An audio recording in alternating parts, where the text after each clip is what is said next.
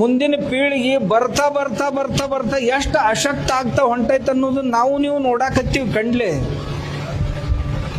ನಾವು 9ನೇತ್ಯಾಕಿದ್ದಾಗ 1 ಕ್ವಿಂಟಲ್ ಜೋಳದ ಚೀಲ ಹೊರ್ತಿದ್ದೆ, ಹುಂಬತನ ಅಂತ ಮಾಡ್ತಿದ್ದೀವಿ. 10-20 ಚೀಲ ಜೋಳ ಇಳಿಸ್ತಿದ್ ನಾನು 9ನೇತ್ಯಾಕಿದ್ದಾಗ. 1 ಕ್ವಿಂಟಲ್ ಚೀಲ 10 ಚೀಲ ಇಳಿಸ್ತಿದ್ದೀವಿ. ಅದು ಇಲ್ಲೇ ಅಲ್ಲ, ಮತ್ತ 100 ಮೀಟರ್ದಿಂದ ತರ್ಬೇಕು ಅವ್ನು ಎತ್ಕೊಂಡು ಮನ್ಯಾಗ.